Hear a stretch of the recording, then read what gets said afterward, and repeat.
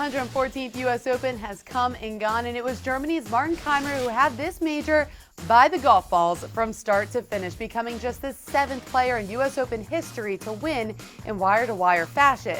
Kaymer shattered all sorts of records, which we just don't have time to list here, but to give you an idea of just how dominant he was, he led by 8 strokes on Sunday with just 4 holes to play, and he won by 8. He was one of just 3 to finish in red numbers, and this is the 2nd time this season Kaymer has won in wire-to-wire fashion against 2 of the strongest fields of the year. Now, hindsight is always 20/20, but maybe Will Ferrell was on to something earlier in the week when he came up with a few suggestions on how to make Pinehurst number 2 a little bit more challenging. Dig little pits that if you step in, you fall, 20 feet into a pit full of snakes and, barbed wire. Maybe at any point during a hole, release big game cats that haven't been fed in a month. These golfers have to fight for their lives.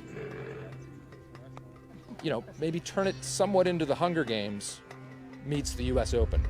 You don't know. This field of golfers, 3 or 4 of them may not make it till the end.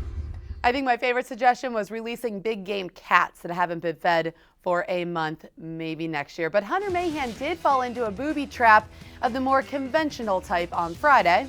Mayhan hit playing partner Jamie Donaldson's ball in the 18th fairway instead of his own.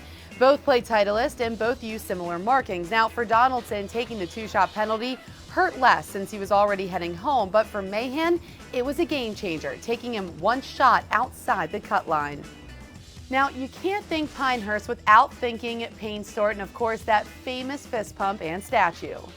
The week began with Payne's daughter, Chelsea, accepting the Bob Jones Award on her father's behalf and posing next to his statue. Now, it does not get any better than that, but remembering Payne did not stop there. Ricky Fowler rocked the short pants in honor of the Hall of Famer on Thursday, and Darren Ravel tweeted out this photo of Matt Kuchar carrying Stewart with him on his shoes thanks to Skechers. 2013 U.S. Open champ Justin Rose commemorated that famous moment on the 18th on Sunday. And just when you thought you've heard it all, a kart driver gets arrested on Sunday at a major championship for driving while under the influence. Sunday, it was reported that Roger Maltby's kart driver ran over the foot of a state trooper at Pinehurst and was subsequently arrested and charged with driving under the influence, as well as a handful of other offenses. Maltby was quoted as saying, "This is a new one. I've been to a couple of rodeos and a county fair, and I've never had this happen."